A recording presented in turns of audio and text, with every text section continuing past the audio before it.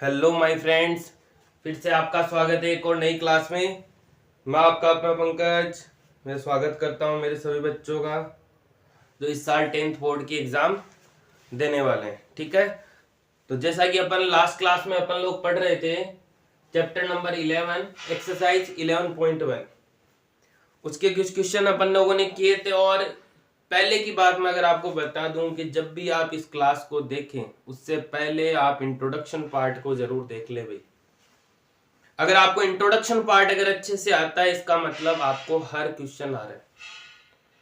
Question में दो ही काम करने, जो चीज गिवन है वो लिखनी है, जो चीज फाइंड आउट करनी है, जो ज्ञात करनी है उससे रिलेटेड फॉर्मूला अप्लाई किया, वैल्यू पुट करी और आंसर ऑटोमेटिक आ जाएगा। ठीक है, तो शुरू करते हैं क्वेश्चन नंबर 7। ये थोड़ा सा अलग क्वेश्चन है, इसके लिए आपको चैप्टर 8 में जाना पड़ेगा थोड़ा सा। ये एक सर्किल है मेरे पास, इस सर्कल की जो रेडियस है वो दे रखी है मुझे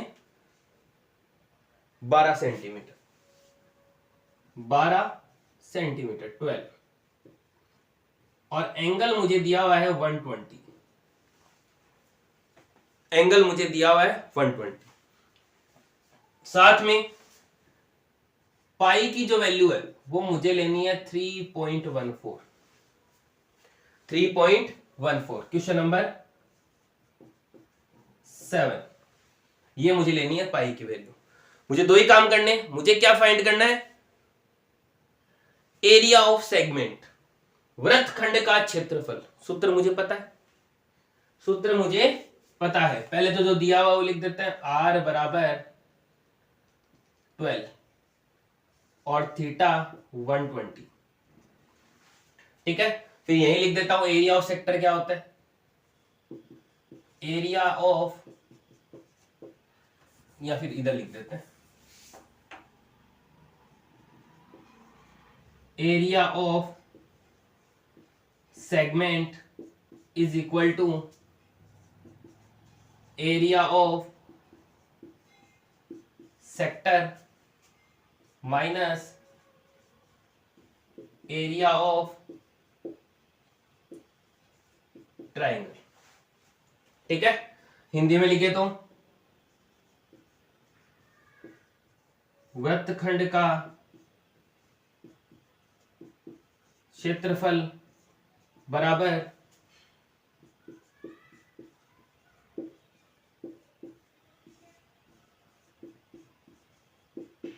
त्रिज्य खंड का क्षेत्रफल माइनस त्रिभुज का क्षेत्रफल। ये लिख दिया। अब मुझे दो चीजों की जरूरत है, त्रिज्य खंड का क्षेत्रफल और त्रिभुज का क्षेत्रफल। तो निकालते हैं वन बाय वन। पहले मैं निकालूंगा first area of sector, Hindi में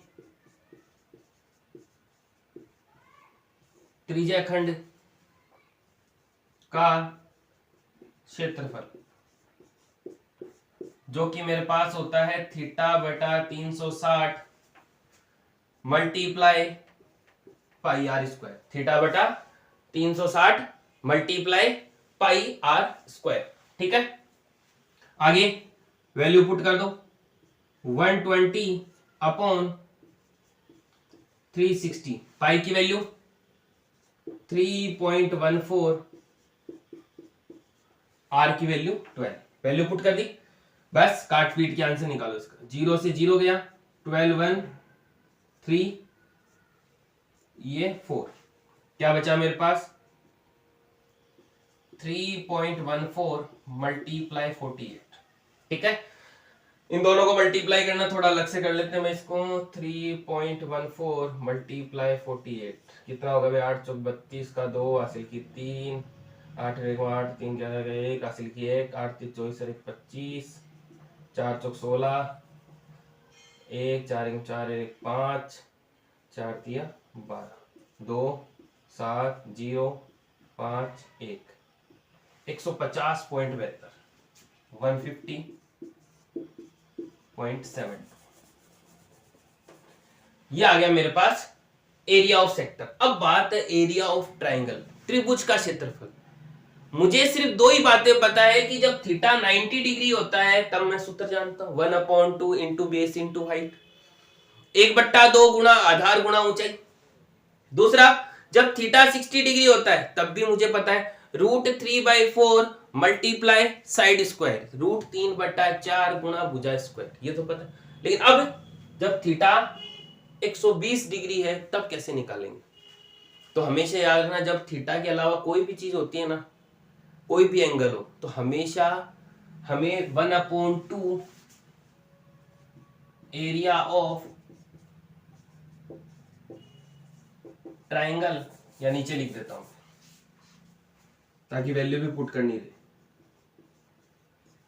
एरिया ऑफ ट्राइंगल त्रिभुज का क्षेत्रफल 1/2 इंटू बेस आधार इंटू एच ऊंचाई या हाइट। अब सीधी सी बात है कि मुझे बेस की जरूरत है और हाइट की जरूरत है। बेस का मतलब नीचे बेस की, आधार नीचे वाला, साथ में ऊंचाई हाइट ये, ठीक है। तो इसको एक बार के लिए मैं अलग से बना देता हूं ताकि थोड़ा सा अच्छे समझ में। नाम दे देता उसको OAB, ये नाम दे दिया। इस ट्राइंगल या त्रिभुज का क्षेत्रफल चाहिए मुझे, कैसे? क्या ये AB जो है वो इसका आधार है, बेस है, तो AB निकालेंगे। साथ में हाइट, हाइट में क्या निकालने के लिए, हाइट मेरे पास नहीं है तो O से एक परपेंडिकुलर ड्रॉ कर देता हूं, C नाम दे दिया, ये हो गई हाइट। क्या ये जो पूरा एंगल है ये 120 था, अब ये दो भागों में बट गया, दो पार्ट्स में, तो ये 60 हो गया, ये 60 हो गया, ये 12 गिवन है, ये 12 गिवन।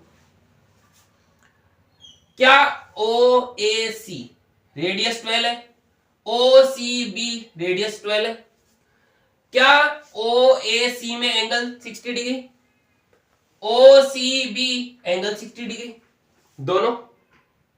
तो मैं क्या करता हूं, पहले AC बेस निकाल लेता हूं और उसका डबल कर दूं, तो क्या AC जो बेस आएगा वही BC बेस आएगा, या फिर AC का डबल करते ही क्या BC आ जाएगा? AC का डबल करते ही AB आ जाएगा ना। तो हम भी क्या करेंगे, AC निकाल लेंगे। तो AC निकाल के उसको 2 से मल्टीप्लाई कर दें तो हमारे पास AB आ जाएगा। हमेशा याद रखें, जब किसी भी वर्टेक्स या चीज से कोई परपेंडिकुलर या लंब ड्रॉ किया जाता है तो वो उस नीचे वाली लाइन को दो इक्वल पार्ट्स में डिवाइड कर देता है, ठीक है। तो शुरू करते हैं। ट्राइंगल OAC, इसको बाद में लिखेंगे, पहले बेस निकालेंगे स्टार डाल के। ट्राइंगल OAC, इस ट्राइंगल में एंगल के सामने परपेंडिकुलर, ये रहा एंगल, एंगल के सामने परपेंडिकुलर, और ये बन गई इसकी। तो अब आप मुझे बताओ, अगर मुझे AC निकालना है तो मैंने आपको कहा था ये एक चैप्टर नंबर 9 बन गया, चैप्टर 9, जिसमें मुझे क्या करना है, एक साइड तो वो लेनी है जो मुझे गिवन है, एक साइड वो लेनी है जो मुझे ज्ञात करनी है, और दोनों से मिलकर ये तो बन गया एंगल के सामने P लंब, और ये बन गया हाइपोटेनियस करंट। तो P और H से मिलकर क्या बनता है, sine theta. P/H, sine theta P/H, value put करो, साइन 60, P का मान दिया हुआ नहीं है, AC ज्ञात करना, बटे 12, साइन 60 का मान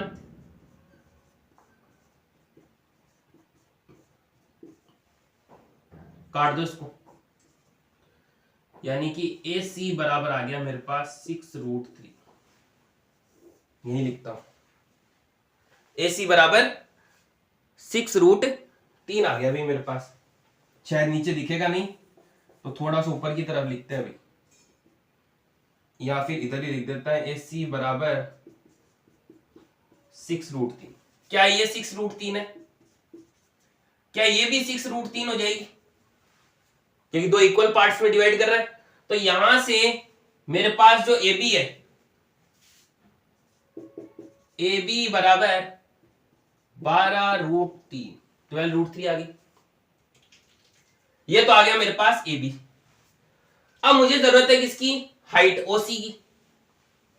तो अगर ये एंगल के सामने ये परपेंडिकुलर है तो क्या ये बेस हो गया, आधार? तो इस बार आधार, बेस, हाइपोटेनियस कर्ण इन दोनों से मिलकर बनाएंगे B और S से cos theta.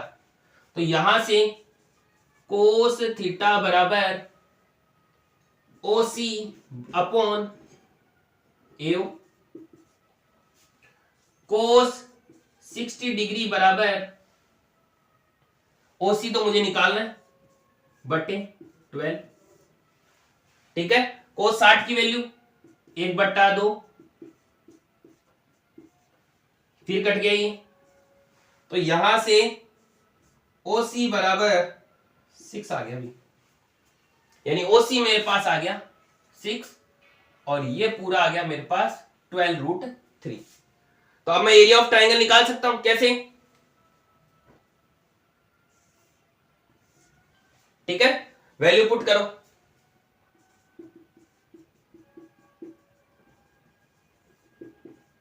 Area of triangle क्या आ जाएगा मेरे पास? 1/2 इंटू बेस AB, आधार 12√3 मल्टीप्लाई 6, काट दो इसको, 2 3 इक्वल टू 36√3। ये आ गया मेरे पास 36√3। तो अब मैं आराम से एरिया ऑफ सेगमेंट निकाल सकता हूं। वैल्यू पुट कर दो। एरिया ऑफ, शायद दिखेगा नहीं, ऊपर की तरफ लिखना पड़ेगा भाई, ऊपर वाला मिटाते हैं। कहां से मिटाऊं? इसको मिटा देता हूं, एरिया ऑफ सेक्टर को। इसके आंसर को ध्यान रख लो भाई।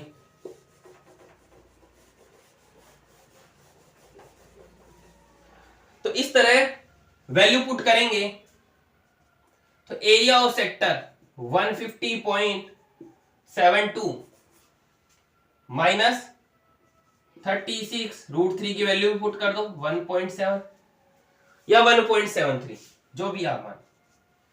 ठीक है, निकालो भाई, इसको मल्टीप्लाई करते हैं, शायद 50 के आसपास आएगा भाई।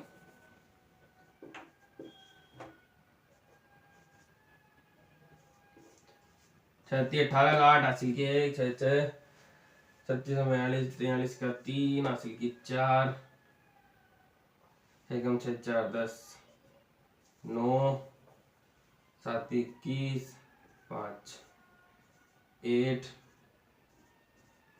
ये आ गया 52.28। तो यहां से ये बन गया 150.72 माइनस 52.28, माइनस कर दो भाई। 12 में से 8 गया 4, 6 में से 2 गया 4, इधर 10 में से 2 गया 8, 4 में से 14 में से 5 गया,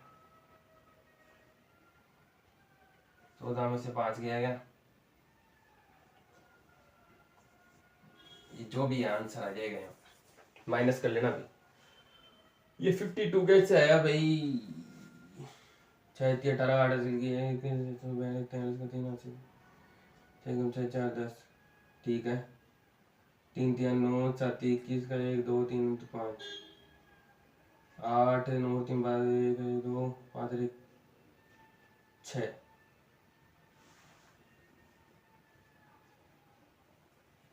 ये आएगा 62।